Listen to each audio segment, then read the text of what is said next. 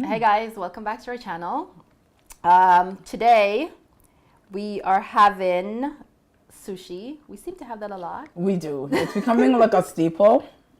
And we're having some type of broth or stew. It's some type of stew, some type of tofu, seafood stew. I'm not sure how to pronounce it, so I'll just link the name in the description bar. But Bernice and I are going to talk about, share some of our unpopular opinions with you guys. So we have quite a list. And as you know, there's some topics that people widely agree on to be true. Yes. But obviously, there are a few people who disagree with it, right? So I think we're just going to throw out some topics and see where we fall within that spectrum. Do we agree with the masses or do we have a different opinion? This is going to be very interesting, guys. It'll be something. Okay, so let's just start with this one. Suddenly, everyone is overly sensitive to everything. Yeah. Do you think that people are overly sensitive? Yes. And a lot of it is just to gain like notoriety, gain that platform to, you know what I mean? So a lot of it isn't really from a place where like, okay, whatever is said has really affected the masses and they really want that change, or because everything now, Nisha, like this cancel. Yeah, the cancel culture. Yeah, which is along with like this oversensitivity. It's like if I have an opinion, you don't agree with it. It's like, oh my God, let me cancel Bernice. You know what I mean? So this oversensitive culture that we're living in, it's and even I was watching this thing where there's comedians, even it's affecting them in terms of what they can say. Nisha. But I do think though there is a line, right? I agree. No, I'm serious. I agree that there's some people react just to get like hype and just to have an opinion, even though the subject might not affect them. But I do think there's certain things that people have to be mindful of. Yeah, that I agree with. And that is valid. Like if you say something that I think is hurtful, you need to acknowledge that as opposed to just claim oversensitivity. Yeah, that's true. But for the most part, a lot of people just jump on the hype just to say and just to have an opinion. It's like, oh my God, she said this. Oversensitivity alert. Like, get over yourselves. Like, okay. Next one. She just cut me off. I'm sorry. We're moving through a list. All babies are born beautiful. No. I'm not laughing because... Yes, you are. No, Nisha. Stop it. Okay, guys, there's some babies who are not. I'm just going to say, like, you know... No comment. You don't want to say. You're not going to say to your friend, you know? But the head might be shaped in some type of way. And the baby might not be looking its best in that moment. Maybe it needs like a few more months to... I'm just saying, not all babies are cute. Beauty is subjective, so let's not let Nisha's opinion get us all riled up. Okay. But I do hear you, although I like to say babies are all precious. They're precious, but they're not all cute. Stop it, Nisha. Beauty is always in the eye of the beholder. Okay. Like, I can have this, in your opinion, ugly kid. But in my eyes, like, this kid is like a gem, a dime a dozen. Like, so, whatever. A dozen or a diamond? No, dime a dozen. Isn't that the saying? No. No, it is a dime a dozen. Get over it. It's a dime a dozen. And then there's a dime. What was it? You're so wrong and you're arguing with me. No, I'm not wrong. I'm not arguing with you because whatever. We're moving along from the baby dime a dozen. Which means there's so many of them available. Yeah, whatever. Okay, let's move on because I'm not gonna win with this topic here. Next opinion. You should never date a married man. Yeah, I agree.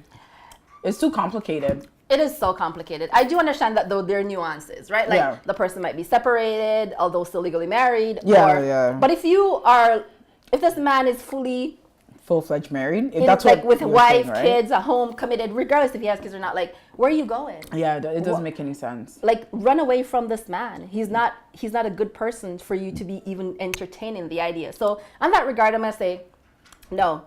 She's saying, well, I've had like spoken to some homegirls, honestly, Nisha, who have gone on that path where they prefer that route because it's like it's easier. There's less responsibility on them. They get the perks and all of that. Okay. So it just depends. Right. Okay. You're a girl. To each their own. To each their own. But overall, it's it's highly contentious subject. Yeah, and I think it probably depends on the individual situation, but in general, if someone's already married, that's probably something to just be wary of and stay away from. It's not, there's nothing there for you to get. No. There's like, you're probably going to give out more than you're going to receive, and that's a situation that a lot of people are just going to end up being hurt. You know, so it's probably not a good place to even. And we all know he's not going to leave the wife, or vice versa, right? So, you know, anyway, enjoy it if you do go into it, but just know that you're not gonna leave it with nothing. Avoid it. And avoid it. Like, I'm not condoning it. I mean, teach is your own, like Nisha said. If you're an adult, make your own decision. But just know that nothing really is gonna come out of it. Okay. Moving on. African and Caribbean parents are too strict. Oh, please don't get us started. Yes, they are highly strict. They're too strict. Way too strict. And then when they immigrate, right? Yeah. They don't, once they touch base on that new country, it's like they don't want to change. And it's not to say we want you guys to change to the point where, like you lose your culture and whatever, but these people still expect that you're gonna like identify with all the cultural norms and adhere to all the cultural norms while you're in a new country. Yeah, it's like... Yeah, it's unrealistic. And they have the same expectations. They expect, oh, well, I grew up this way. Yeah. So you should be growing up this way. And it's like, we're not even in the same place. Mm-mm. I do think they're way too strict, and they just need to stop. Yeah. Stop. I think they need to talk to their kids more. As both of us of like, you know, parents who are whatever, like, they don't talk to us. They don't know us. You know what I mean? So I feel like a lot of their decisions is based off of like, okay, there are times and whatever. But I think if you sometimes take the time to get to know your kids, you'll realize that not all your worries, but a majority of your worries it's nonsensical, because you'll know that, okay, you've raised your kid to be responsible. So give your kids that credit. And they don't seem to realize that they're discrediting themselves. Right. By not trusting their kids to make the decision. I swear, it's like they feel like they have to be in control. Like, no, you have to do this because you're not ready and this can happen. I feel like there's so much fear with how they raise children. And it's like, okay, but I don't think all of them are like that. But for the most part, they just they're a bit too strict. They need to stop. Being an entrepreneur is overrated. What do you mean overrated in what aspect? The fact that, well, you're an entrepreneur, you get to, yes, you're your own boss, yes, you create your own opportunities, but I think a lot of people feel like that is just too much responsibility for not the necessary reward. Like, for example, even if you create your own business, you own your brand, that doesn't mean it's going to be profitable. That doesn't mean you're going to be financially stable. Yeah. So I think that's the general idea, like, it's overrated. Just get a freaking full-time job and... Yeah, I don't think people should say it's overrated. I just think that people need to understand that it may not work out for everybody that wants to seek that type of like ownership in terms of owning your own business and having that understanding. I think a lot of the times, Nisha, people jump in. It's like, oh my gosh, Nisha was so successful with her business. It's going to happen to me too. Exactly. Your success is not going to be my success. So I think people need to understand that. And without understanding, maybe different, decisions will be made. Yeah, because you can't have the same outcome. Yeah, definitely not. Right, and you have to realize that, I think a lot of people think that, you know, if they have a great idea and they work harder, then it's going to suddenly materialize. And it's like, it's a day in, day out, everyday type of hustle. Yeah. And if you're not willing to do 24/7 all day, then you're not going to see any benefit. Yeah, you're not. Definitely not. If you're going to jump in because you see someone else who did it and they were successful and you're thinking, well, you're going to have that same level of success, then you're going to be disappointed. Yeah. Because their path is not your path. So I do agree. I don't think it's overrated, but I do think it's work. Yeah. And you have to work. If you want to own your own brand, own your own business, you have to take ownership of it and you have to work. You can't be, it's not a 9 to 5. Sorry. Exactly. And understanding timing is everything. Like time. It may take you, Nisha, like 2 years to get your business from zero to film. It may take me like 5, 10, 15 years to reach the level of success that you're at. But that's because it's my time, your time, and you were meant, you know what I mean? So I think we all need to have that understanding when we're going into any venture and know that it's time. Yeah. And work, like Nisha said, work. Yeah, nothing's going to be easy. No one's going to hand you anything. Sorry. No. Yeah. Because if that was the case, I definitely have everything that I want. you can date your ex, your friend's ex. For me, no. No. What do you mean no? No, because What do you mean no? I don't understand. Because my thing is like honestly, but they've broken up. Okay, depends on how long though. Like the breakup has happened. If it's like let's just say 5-10 years, maybe. What? You're saying I don't know, Nisha, because I've never really been in that predicament. 5 years? Okay, but what, you're gonna date your friend's ex in 2 years if they've broken up in 2 years? Why? No one's moved on? How long does Okay, let's put it this way. I think it depends on the friend. I think it depends on the relationship. Yes, the relationship and the friend. Because, like, for example, like, you may have gone out with, okay, for example, you dated somebody, Nisha, and I see them. You guys break up, like, it's been, like, 2 years. You, honestly, Nisha, may be cool with the fact and be like, you know what, Bernice? I think, yeah, go for it. Yeah. You may be that authentic and genuine, right. But my fear with that would be, and this is what would stop me, is that are you going to be that friend, Nisha, that's disingenuous? Like, you're not being honest. Yeah. So for me, that would always be my fear in terms of, am I going to lose my friendship with you over because I seen your ex? But on the other hand, that would put you in a position to examine the friend you have. Because if true. you and this, yes, okay, your exes, it didn't work out. You know, we're adults, whatever, things didn't work out, such as life. But if you now have a connection with this person, and this is someone whom genuinely brings joy to your life, and me as your friend see that, am I going to stop that because I still feel some type of way? Okay, but or should I stop that because my pride's hurt or my feelings hurt or I'm feeling jealous? You know what I mean? Yeah. Like, on the other hand, that's how I see it. I'm not saying, I think ultimately you're going to have to decide what's best for you, but I don't think it's a hands-off policy. I don't think it's on. I'm not interested in any of my friends' exes. Just to declare.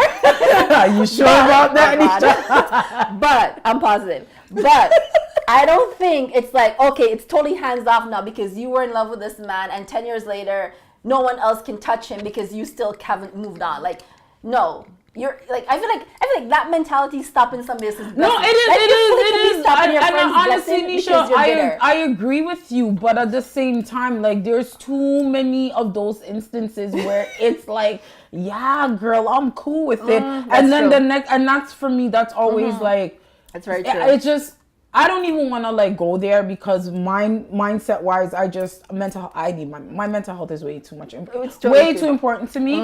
And then at the same time, like in recognizing and realizing that, yeah, you may be cool, say you're cool with it, but then you're really not. Right. And at the ending of the day, people do have feelings. So it might be like I said, Nisha, everybody's different. You could be that friend that is like, yo, I really don't give two shits. I'm over this fool.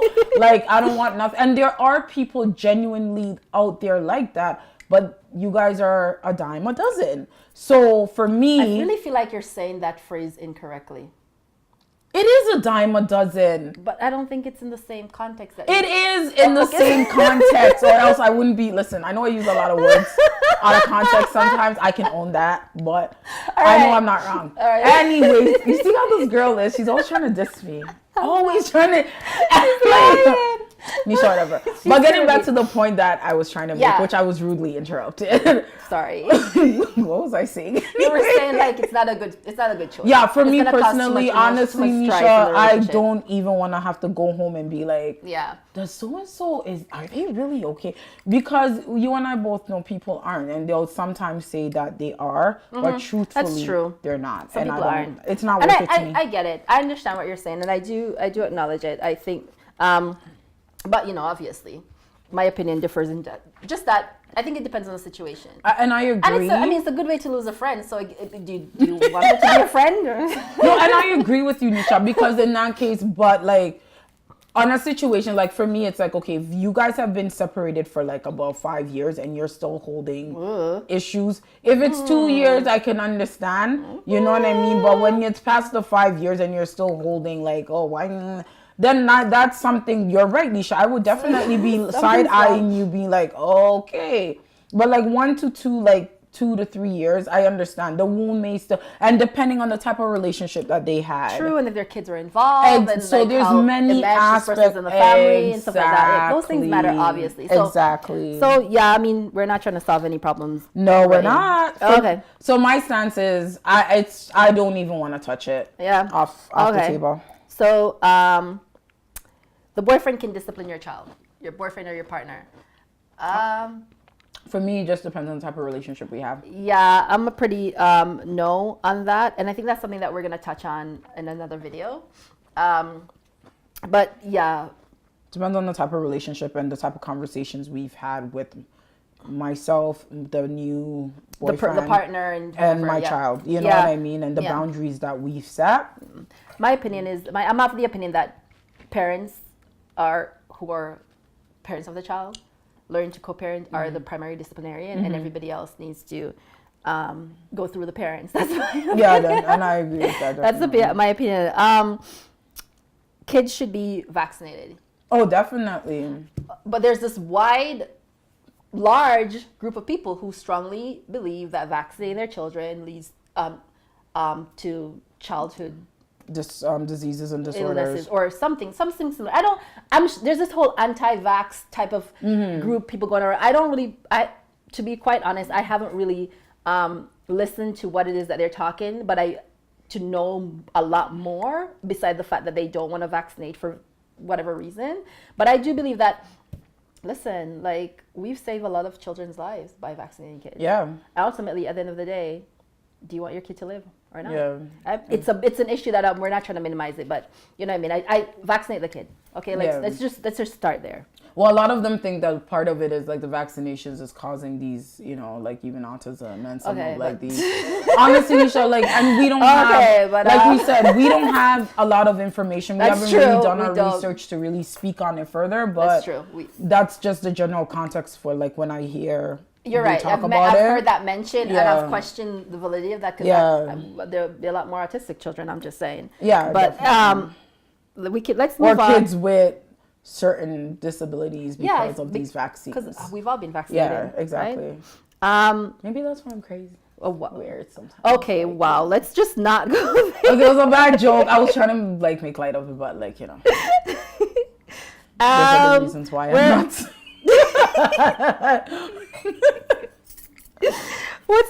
I'm trying to find the other thing. Okay, yeah. It's okay to tattoo your boyfriend's name or your girlfriend's name on your body. No, because you don't know how long that relationship is gonna last. You're gonna be dumb enough to like, okay, like. Or your husband. No. Honestly, I just think just get something memorable of them that like maybe if it's like a keychain, something for your keychain. Like a this picture is a profound relationship. Yeah, you can get something. Okay, if I'm married to you, I have your ring. I am connected to you on a deeper level than the physical. I think that's things. Enough. Exactly. I think the ring. You is know enough. what I mean? I don't need to go tattoo your name on my body. The only people I can see myself tattooing are my kids. You know what I'm trying to say? And even then, I'm like, but why though? It's just like a symbolic, it's like your kids, like, I don't know, like tattooing has been around for a very long time for symbolic reasons. For me, it will just be to know that I have her with me, and also like to get, like, I will get one of like my grandfather, because to me, I kind of see him as like my guide. So he's somebody that I always want around me, and like, thinking about him and having his name is just symbolic of happiness and all of that things. Okay, yeah, I understand that, and that makes sense. And I can see, well, there's certain instances where, like, okay, fine, in that regards, right? Like, especially a loved one who passed away, maybe they had like they remind you of something, and you want to get that symbol to reflect on who they are. But I don't think in terms of like a boyfriend or girlfriend or husband or whatever. No, because like what's gonna happen. Yeah. If the relationship ends, you're gonna have to get it removed. It's a temporary situation, and getting a tattoo removed is not that easy. No, it's not. It costs a lot of money. And you wasted money to get the name tattooed on your ass, and then you're gonna waste more money. Your private area, wherever you want to put it, to get it removed, which is even more painful.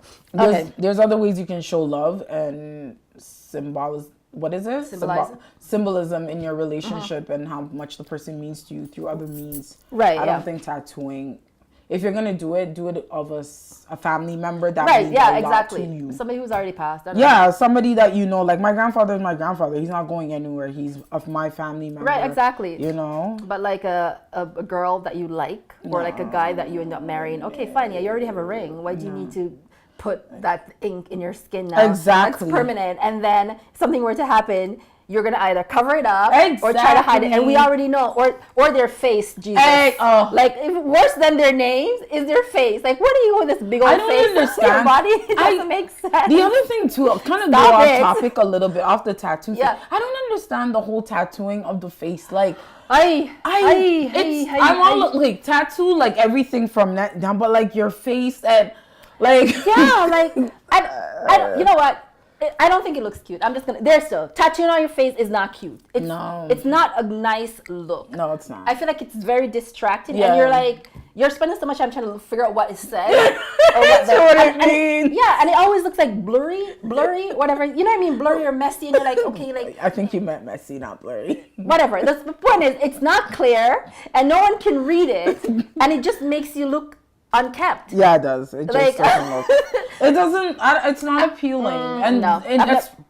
No. Okay, so the last one, you guys.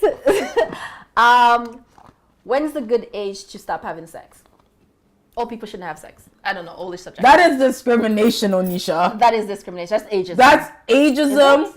Yes, and that's Is there? You're trying to find another ism? Okay. Yeah, I'm trying to find another ism. But I don't think, okay, you listen, you can have sex for as long as you are able, and that is that. What do you think? They should stop? Like, they should not stop. You should stop sex at 65? Do you think that's like... That's more reason for you to have sex. You have time. You have time.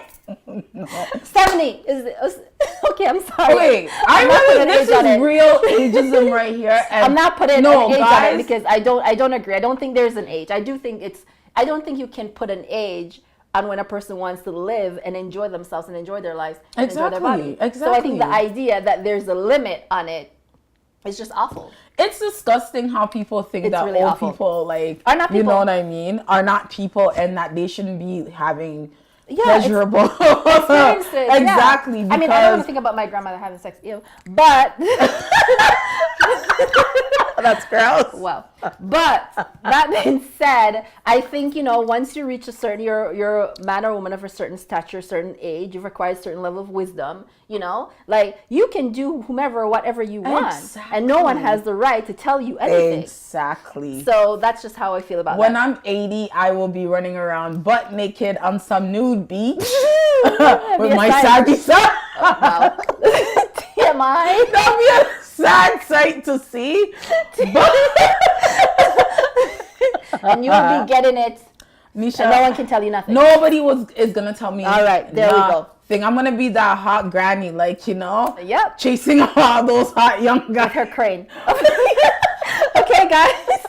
Thank you so much for sticking with us this far. If you like the conversation, what are some opinions that you have that are not that everyone doesn't wildly agree on, or they're controversial, a little bit side eye? Share it with us in the comments. Take care. Like, subscribe, and share. We'll see you guys later. Bye.